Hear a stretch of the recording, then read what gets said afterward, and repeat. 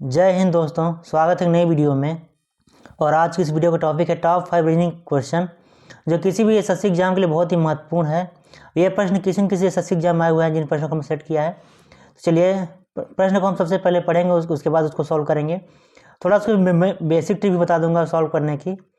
चलिए स्टार्ट करते हैं पहले नंबर प्रश्न से। पहले नंबर प्रश्न में क्या बोला गया है, एक कोड की भाषा में फ्रेंड को क्या लिखा जाता है, JQJDOC के रूप में लिखा जाता है। उसी भाषा को PEAC कैसे लिखा जाएगा, यह पूछा गया है प्रश्न में।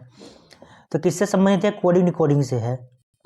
इस प्रकार की प्रश्न में हमें क्या पता होना चाहिए, अल्फ़ाबेट का न्यूमेरिक नंबर पता होना चाहिए। जैसे कि A का 1 होता है, B का 2, इस प्रकार से हमें पता होना चाहिए। या स्क्रीन पर आपको दिख रहा होगा उसका नंबर, अल्फ़ाबेट का न्यूमेरिक नंबर। चलिए हम इसको एक सॉल्व करते हैं। क्या बोला गया है, एक कोड को क्या बोला गया है, FRIEND को क्या लिखा जा सकता है, बोला है JQJDOC। ये कुछ इस प्रकार लिखा, 6 लेटर इसमें है, 6 लेटर इसमें है। हम इसमें क्या करेंगे, सबसे पहले अल्फ़ाबेट का न्यूमेरिक नंबर लिख लेंगे। C का 6 होता है, R का 18 होता है, I का 9 होता है, E का 5 होता है, N का कितना 14, और P का कितना, D का कितना होता है 4। और इसमें क्या देख रहे हैं, G का क्या होता है 7, Q का क्या होता है 17, J का 10, उसके बाद क्या होता है D का 4 है, O का क्या है 5, और C का क्या होता है 3। हमने इसको और इसको ऊपर वाले के यहाँ लिख दिया है, बस हो गया। उनका अल्फ़ाबेट न्यूमेरिक नंबर लिख दिया है। हम देखेंगे अब किसका डिफरेंस कितना है। पहले का पहले से कंपेयर करेंगे, मतलब तुलना करेंगे पहले लेटर का पहले से। जैसे F के जी सर कितने का, कितना न्यूमेरिक नंबर 6 और 7, कितने का डिफरेंस है, +1 का डिफरेंस है, कितने का +1 का। और एक R कितना होता है 18, 18 क्या है 17, 17 कितने का डिफरेंस, -1 का। उसके बाद क्या है 9 है और 10, कितने डिफरेंस हो गया, +1 का। उसके बाद 5 है और 4, कितने डिफरेंस हो गया, -1 का। ये N का 14 होता है, उसका 15, कितने डिफरेंस हो गया, +1 का। D का 4 है, C का 3, कितने डिफरेंस हो गया, -1 का। तो हम क्या देख रहे हैं, हमारा लॉजिक क्या बन रहा है सभी में, +1, इसका क्या बन रहा है -1। उसी प्रकार हम PEAC को लिखेंगे नेक्स्ट पेज पर, PEACE।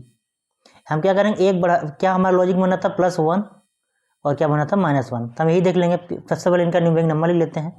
P का क्या होता है 16, E का होता है 5, A का होता है 1, C का होता है 3, और D का क्या होता है, और E का क्या होता है 5।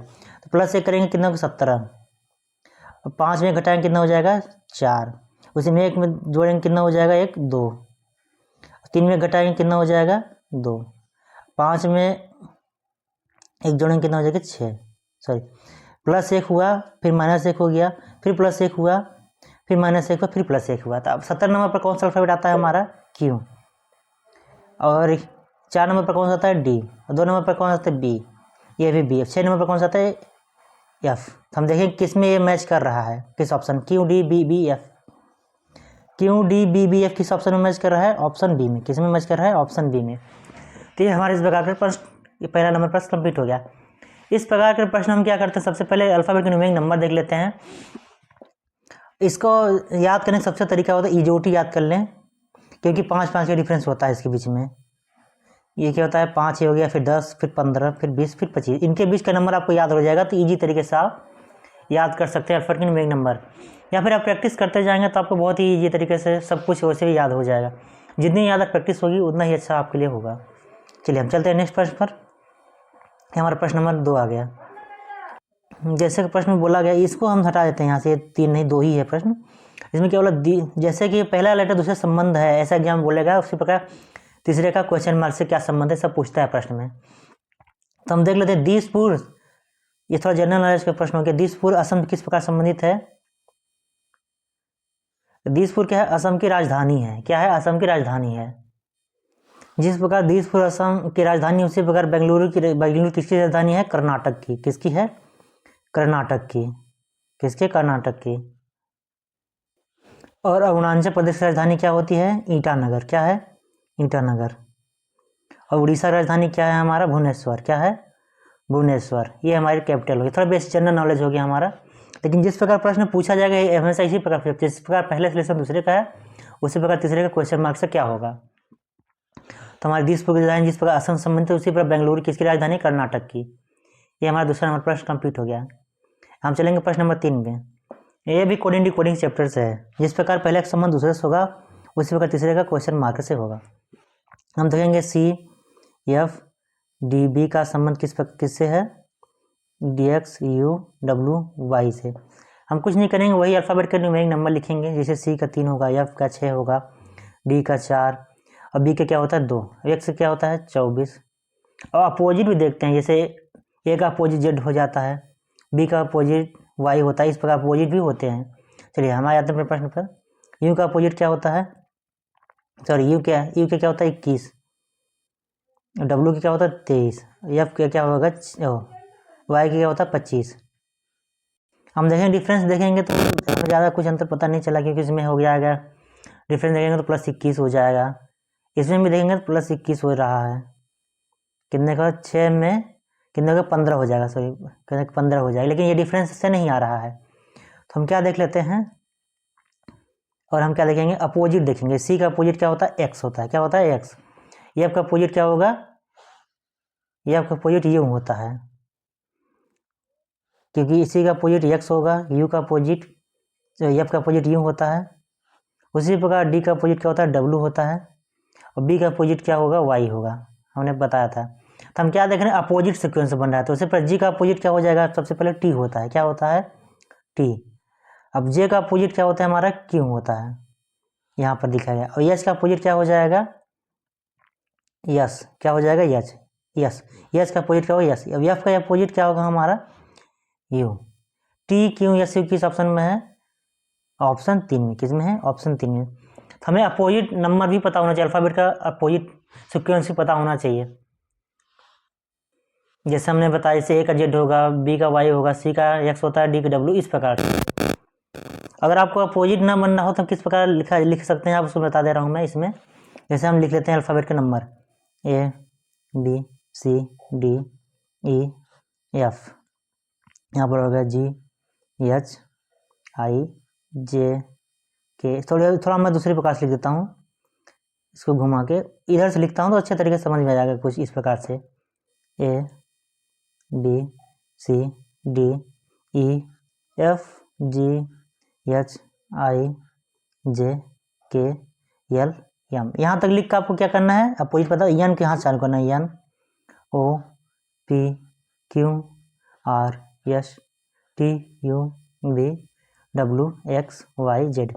इसका आप क्या कर सकते हैं, इस प्रकार एग्जाम लिख सकते हैं, ये एक दूसरे का अपोजिट है, ए जेड के अपोजिट है, बी वाई के अपोजिट है, सी एक्स के अपोजिट है, डी डब्ल्यू के अपोजिट है, ई वी के अपोजिट है। इस प्रकार लिखेंगे तो आपको अपोजिट मिल जाएगा और अल्फाबेट न्यूमेरिक नंबर मिल जाएगा, जैसे 1 2 3 4 5 इस प्रकार से। तो ये एक दूसरे का अपोजिट है, इस प्रकार से अपोजिट आपको मिल जाएगा अच्छे तरीके से। चलिए इस प्रकार से मेरा पहला प्रश्न कंप्लीट होता है, सॉरी तीसरा नंबर प्रश्न। हम चलेंगे नेक्स्ट प्रश्न में। ये हमारा प्रश्न है 5वां प्रश्न, सॉरी 4था प्रश्न।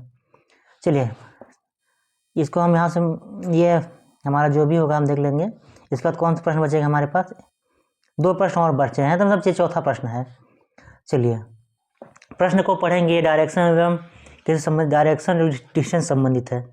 इसमें क्या बोला गया है, एक व्यक्ति दक्षिण की ओर 6 किलोमीटर चला है। उससे पहले आपको मैं बता दे रहा हूँ, ईस्ट वेस्ट नॉर्थ, ये हमारा ईस्ट हो गया, हमारा वेस्ट हो गया, हमारा नॉर्थ हो गया, ये साउथ। लेफ्ट राइट हमें पता होना चाहिए, और किस प्रकार से हम याद कर सकते हैं इसको, ईस्ट का हमारा लेफ्ट और राइट कुछ इस प्रकार से होगा।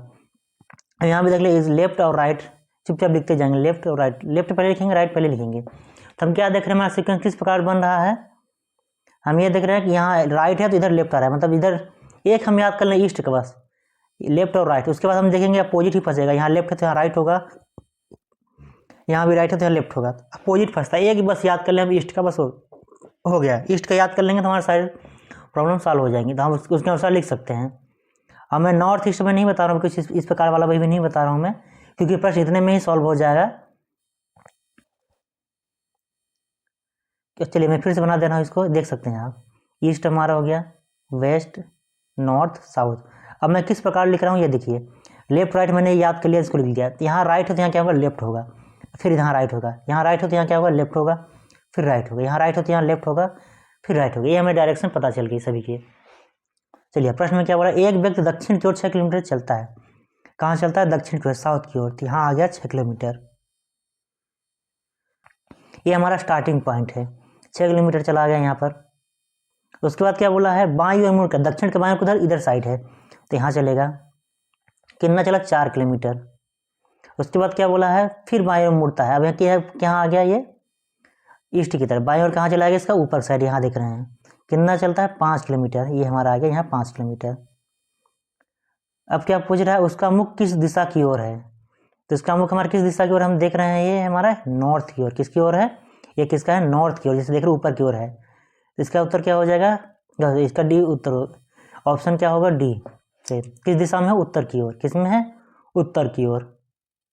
तो इस प्रकार से हमारे प्रश्न कंप्लीट होता है। चौथा नंबर, ये डायरेक्शन डिस्टेंस संबंधित है, इसने पूछा कि दिशा में, इस प्रकार हम पता लगा सकते हैं इधर डायग्राम, सॉरी इसका डायरेक्शन देख के। अगर प्रैक्टिस करते रहेंगे तो इसको लेफ्ट राइट की याद करने की जरूरत नहीं पड़ेगी, वैसे भी आपको बनता जाएगा। चलिए हम चलते हैं नेक्स्ट प्रश्न में। ये हमारा प्रश्न नंबर 5 में आ गया। लिखा हमें टॉप 5 रीजनिंग क्वेश्चन है, लेकिन इसमें 6 प्रश्न लिया है क्योंकि बहुत ही महत्वपूर्ण प्रश्न है और बेसिक ही बहुत बार आते हैं तो हम लोगों से बनता नहीं है। चलिए ये प्रश्न क्या बोला है, 5 का सम्मत जिस प्रकार 124 है उसी प्रकार 7 का सम्मत क्वेश्चन मार्क से क्या होगा, यह पूछा गया प्रश्न में। तो हम देखेंगे 5 से 124 कैसे आया। डिफरेंस देखेंगे तो बहुत ज़्यादा हो रहा है क्योंकि 119 का डिफरेंस हो रहा है। अगर 119 से 7 में जोड़े कोई ऑप्शन मैच कर रहा है तो नहीं मैच कर रहा है, आप देख सकते हैं 126 हो जाएगा, लेकिन इसमें कोई आ नहीं रहती है, ये तरीका हो गया। इस प्रकार के प्रश्न हम सबसे पहले क्यूब ही देखते हैं, क्यूब या स्क्वायर। तो हम क्या कर सकते हैं, 5 का क्यूब करेंगे तो हमारा कितना आ जाता है 125, उसमें 1 घटा देंगे तो कितना हो जाता है हमारा 124। तो हमारा क्या लॉजिक बन रहा है, इस पहली बार संख्या का क्यूब करके -1 कर दे रहे हैं, उसी प्रकार हम इसमें भी देखेंगे। 7 का क्यूब करके -1 कर देंगे, 7 का क्यूब कितना होता है 1343। अब मुझे तो याद है इसलिए मैंने कर दिया, अगर आपको ना पता होता हम कैलकुलेटर से कर भी सकते हैं। और 1 घटा देंगे कितना हो जाएगा हमारा 342। किस ऑप्शन में है, ऑप्शन ए में। चलिए अगर क्यूब क्यूब ना पता हो क्या कर लेंगे, 7 का 3 बार गुणा कर लेंगे इस प्रकार से, तो हमें क्यूब पता चल जाएगा। या इसका जो भी करना उसी संख्या को उतनी बार मल्टीप्लाई कर देंगे।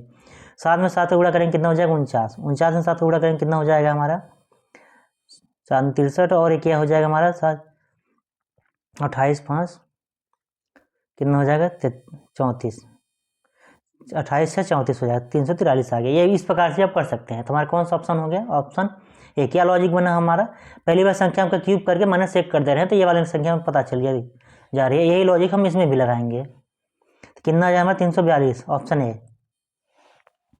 चलिए अब चलते हैं लास्ट वाले प्रश्न में। ये हमारा लास्ट प्रश्न, इसमें क्या बोला गया है, निम्नलिखित श्रृंखलाओं में प्रश्न चिन्ह के स्थान पर कौन सी संख्या होगी, इस स्थान पर कौन सी संख्या होगी, ये बोला गया है।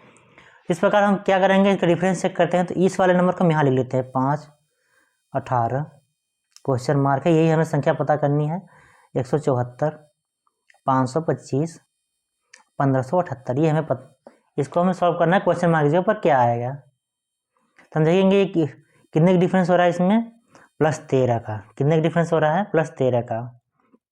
लेकिन सेम यही डिफरेंस चेक करेंगे तो क्या आ रहा है, तो ऐसा नहीं हो रहा क्योंकि डिफरेंस बढ़ता ही जा रहा है, इसमें बहुत बढ़ रहा है। तो हम क्या करेंगे, हम मल्टीप्लाई करके देखते हैं।